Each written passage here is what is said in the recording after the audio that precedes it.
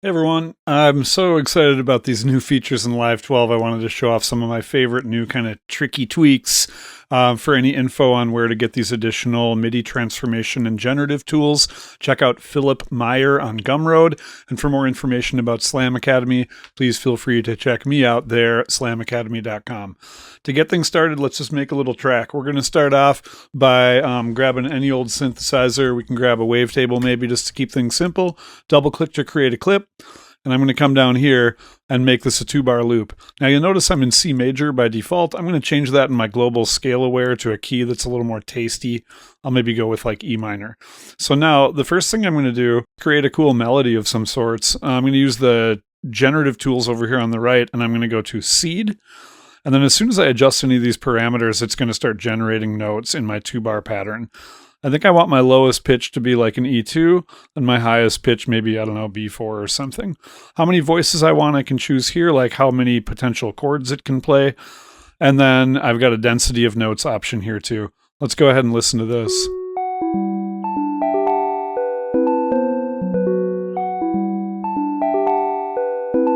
If I don't like what I get, I can just keep hitting this refresh button. It's just going to give me new melodies every time. I'm going to go to the transformation tools and go to time warp here, and this is one of my favorites. Like, it's a little slow in the beginning and fast in the end. I could speed it up in the beginning and add more notes to the beginning of the clip. I could also slow it down in the middle. I can customize where it slows down. I can keep the quantize switch on, and these will keep the notes on the currently selected grid. That's pretty sweet too, right? Now, I kind of want it to start over here, so what I'm going to do is I'm going to go to Recombine. I'm just going to slide this over to the left a little bit. Now it's starting on the top.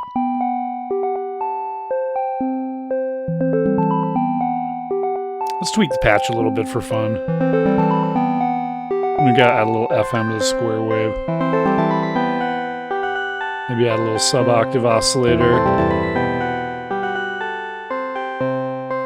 Pretty simple, right? I could tweak it and stuff, but I don't really need to. I'm just going to leave it the way it is. So that's pretty sweet. Those MIDI generative and transformation tools are awesome. Now what I'm going to do is I'm going to add a beat. So I'm going to come over here and just grab some kit that I like. And now I'm just going to double click to create another pattern, but over here I'm going to make this a 2-bar loop as well. Now here I'm going to use a generative tool called Rhythm. Now with Rhythm, this is pretty slick because I get a second drop down where I can choose my pattern. If I just want it to be like straight kick drum pattern, I can hit generate, and now I've got kicks on the quarter note. I could modify the pattern by changing the pattern number. It's going to give me a breakbeat. I could adjust the density too to remove some notes. So now if I want to make another drum sound, I can deselect those kicks. I can choose a new sound. Let's go to a closed hi-hat. Same exact pattern. Let's change up the pattern, maybe even have it start over, kind of in a Euclidean rhythm. I could pull that all the way down, let it be straight. I can also adjust the velocity of those hi-hats like every 4 notes, maybe like every 3 notes. It'll get a subtly different velocity. Offset those a little bit, put them on the upbeat or the downbeat. I might even make them 16th notes to get a little more density into that pattern. I'm gonna have it restart every like 6 beats, maybe 9 beats to give me like a polyrhythm of sorts. That's pretty sweet. Let's deselect and move on to a snare drum.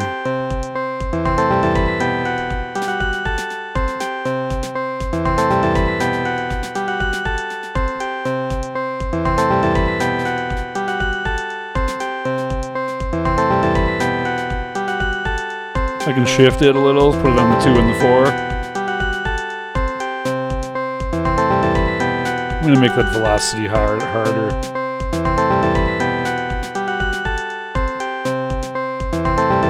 Pretty sick, right? So we can keep adding new sounds here. Let's do a percussion sound. Let's do another percussion sound.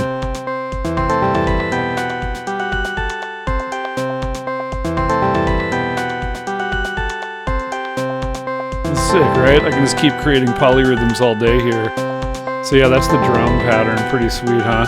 If we wanted to customize that a little further, I really like the develop function. This is one of those Philip Meyer techniques. So now in develop, I can say, how many times do I want that 2-bar pattern to happen? Let's say 4 bars. Now I can change my length here.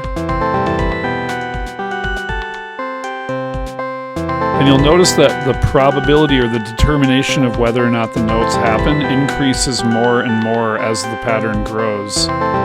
So in the beginning, there's a lot of off notes, and then towards the end, they start getting more dense. I could put it in probability, and that'll actually not change their on-off status, but change their probability. And you'll be able to see the probability increase over time to give me a little more dynamics.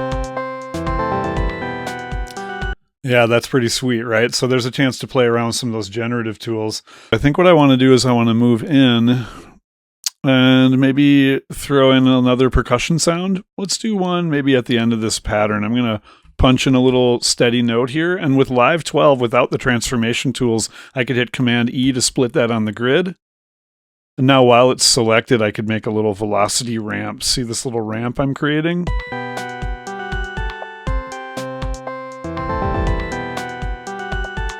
I put that on the kick on accident. Let's move it up to a different sound, maybe the clap.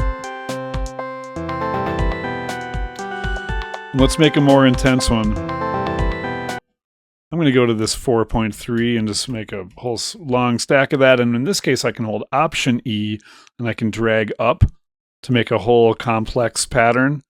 Or I can leave it solid and I can go to another transformation from Philip Meyer called divs, and I can start subdividing that note. Right here with the little bar, right? The neat thing about divs is once I do make my subdivision, then I can modify the velocity or the pitch of the sounds. Pitch won't work for drums, but now I can make a little curve by clicking and holding here. I've got a little velocity curve on there. See when I adjust the range? And curve that over to the right a little bit. See how it's moving the velocity in real time?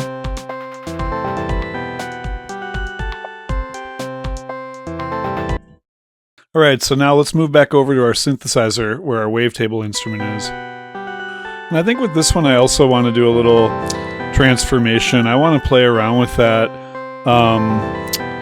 develop function here because I like the melody, but it's a little busy. So what I'm going to do is I'm going to say, let's go to probability, and let's say this happens a handful of times. Now we can increase our length. Let's even increase it even longer.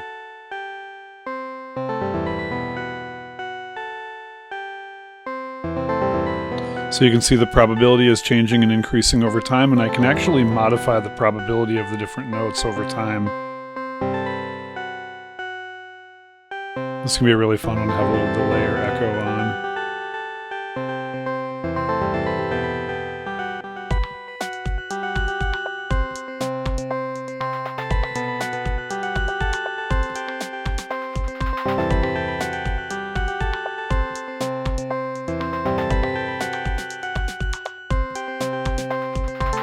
So now what I'm going to do is I'm going to actually freeze and flatten the track with a single click. New update in Live 12. So that's just going to flip this MIDI track to audio. We're just kind of committing now, and we're going to have a big long audio recording now. And then what I'm going to do is I'm actually going to slice this to a new MIDI track. And before I do that, though, I want to show a cool little trick. You guys, anyone can do this with any version of Live pretty much. You can grab a sampler and kind of customize the settings a little bit. Like for me, I kind of want mine to be in like maybe one voice, and maybe I'll give it a little sexier envelope, and you know, maybe turn on the FM oscillator. It's cool. So now what I can do is I can go to my user library and I can go to my defaults. And in here is a folder called slicing. And if I drag this up here into the slicing folder, it'll save that. So I'm going to say sampler one voice with FM. So now if I drag that right up in here, I can save that to my defaults folder. And then if I go back to my audio recording that I just froze and flattened, I can slice it to a new MIDI track, and I can chop on transients. That's great. And now I can choose my one voice with FM custom slicer.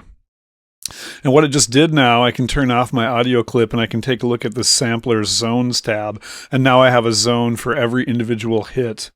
Isn't that awesome? I just made like 100 different slices. So now before I start monkeying with this, a really sick thing we can do is I can look at the sample here, and some are really quiet and some are really loud. So I'm going to select all. And the first thing I'm going to do is I'm going to right click and crop them all. So then they won't be non-destructive edits of a big long recording. They'll just be individual hits. This is a great way to like batch process to create sound libraries or just to clean up a recording. So now here we go. Select all, right click, normalize volumes. It's another new feature in Live 12 that's awesome. So now it's taking every individual slice and turning them up as loud as they can be, just to kind of basically compress the overall range of the slices. Sick, right? So now if I look, I can see they're all super loud and nicely cut automatically for me. Isn't that great? Yay! Now I'm going to go back to the zones tab and I'm going to do something a little weird. In this case, you can see that every individual note in my key zones is triggering a different sample. I'm going to again select all, and then I'm going to go to this top one and pull it all the way to the left and all the way to the right. Go all the way to the bottom here and pull these all the way across. So now what would happen if I had like 100 voices enabled is I'd hit one key and I'd hear them all at the same time. But I don't want that. What I want to do is I want to hit the round robin button. This is super sick. And now what's going to happen is I can hit any note on my keyboard. They'll all be in key because I turned the scale off, right? Boop. And so now whatever note I hit is going to play a note that's in my E minor key from the original recording. And with round robin on, it's going to start cycling through the slices.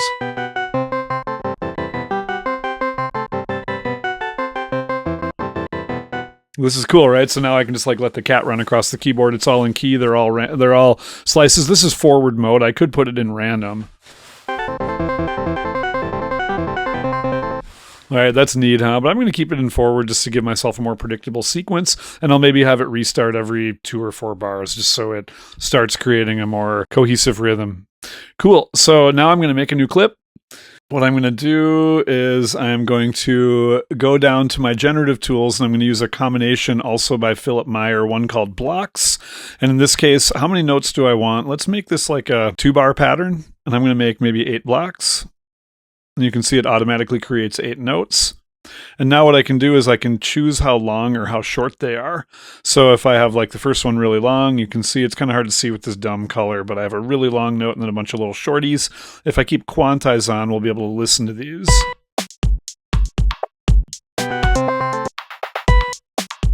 Right, so now I could make some other ones longer or shorter.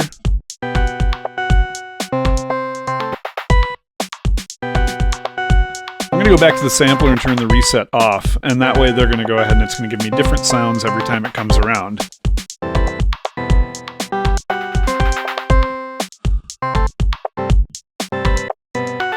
I could have it start really slow and end up fast, or I could have it start really fast and end up slow. I'm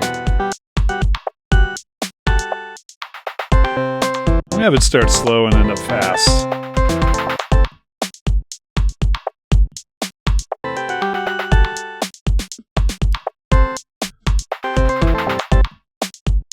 Fun, huh? I'm going to go to the sampler and give my decay time a little more release.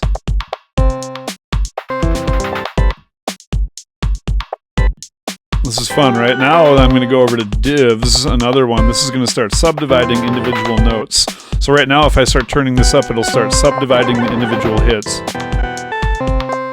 Like here, I'm subdividing them all by 8.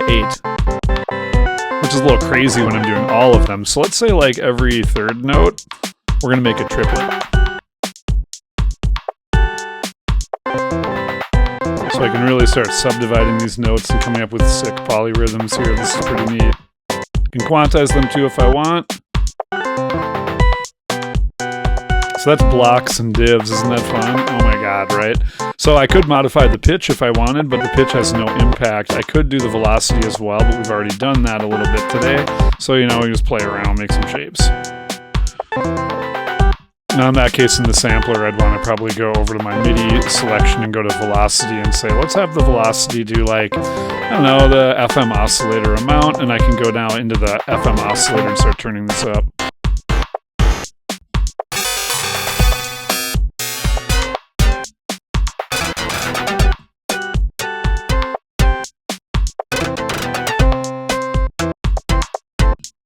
Let's go ahead and add a little stereo spread to that too.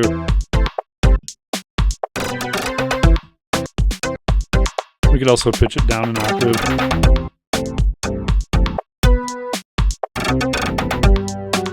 Now what we're going to do is we are going to process these sounds and make them feel a little more robust. The way we can do that in Live 12 is with the amazing audio effect called Roar. And if I just take Roar, I can go ahead and just turn up the drive.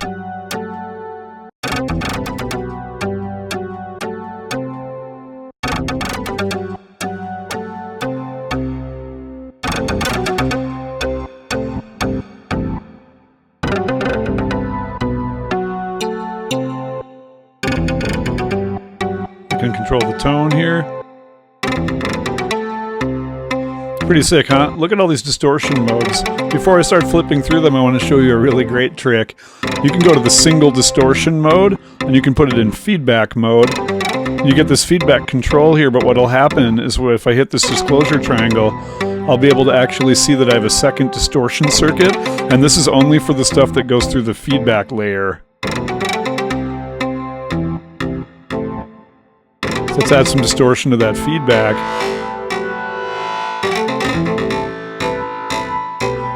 I really like this polynomial mode.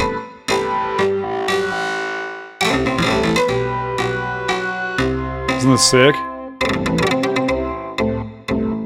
So if I want to modulate anything here, like I've got this envelope follower that can be really wicked, I'm going to touch the low pass filter on the feedback. Once I touch it, it shows up here, and I can go to the envelope and I can turn that up. And you can see it's moving with the volume. I could increase the sensitivity, turn the gain up or down. I could also add a little randomness to that filter for a little fun. That's generated by the Simplex Wander Sample and Hold or Brown Noise.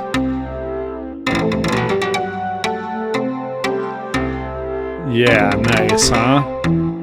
Roar. Wow, it's so badass.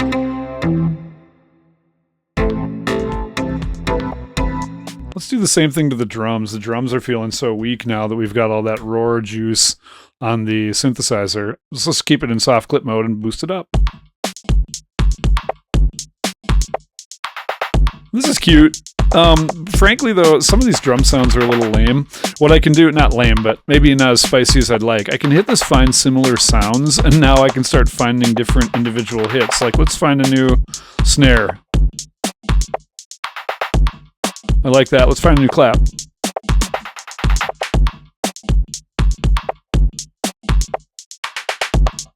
That's much better, huh? Different percussion sound. I can also do that kit wide if I wanted to. This is really amazing. Let's try it. Nice, right?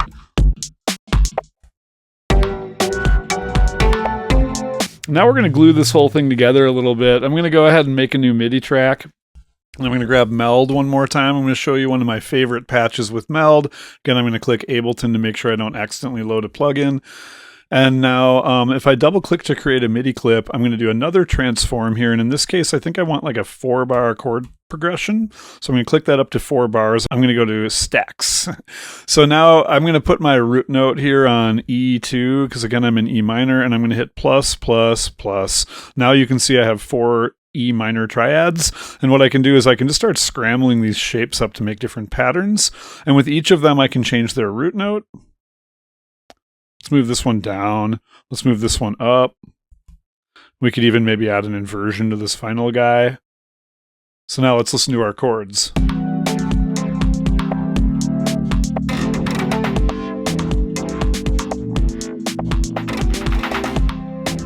That's great, huh? I like that. Let's go ahead and let's let those chords strum a little bit. This is a built-in Ableton one. Notice if I crank this to the right, I can even make the lower notes start earlier.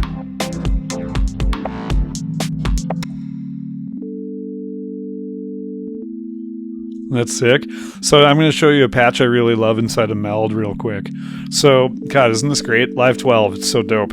So what I'm going to do with this is I'm going to go ahead and try a couple of my favorite oscillators. One I really love, keeping in mind that I'm in E minor scale aware, are these swarm functions.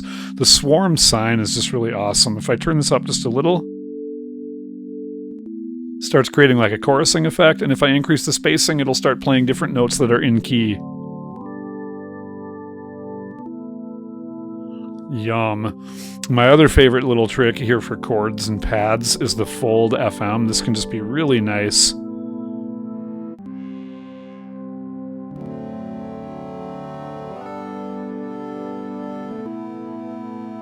Isn't that nice? It's a little shape on the folded FM wave with a little amount on there.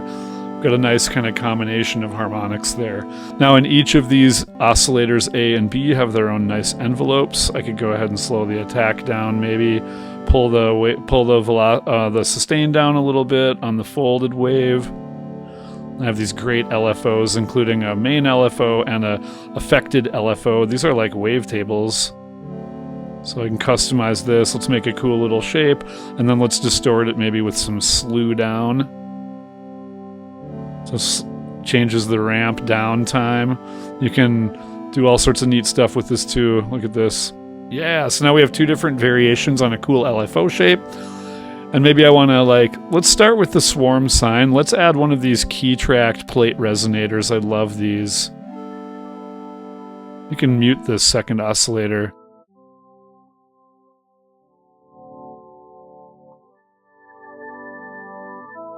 Got to get that frequency into the right spot. That's yummy. Let's put that fold back in. And for the fold, I might use of course, everyone loves a good comb filter. I'm just going to use the regular low pass and add some drive.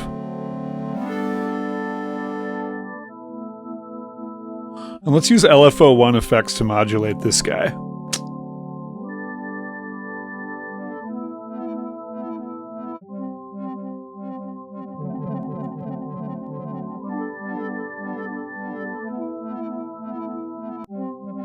So now we have this nice stereo pad with all these nice dynamics. Let's add a Roar instance to this as well. I'm going to pop up Roar right away and do one of my favorite things for pads by going to the routing and going to mid-side mode. Now look, I have a mono filter and then another filter just for the stereo frequencies, meaning the sounds that are unique on the left and right channel at any given moment. So for instance, if I were to pull this all the way down, the sound is only in stereo. We're only hearing the side bands. Let's add some drive to the mids.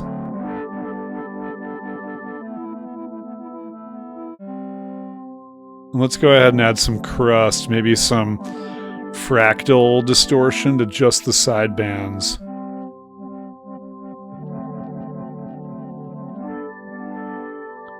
And the side bands, I love using a high pass filter.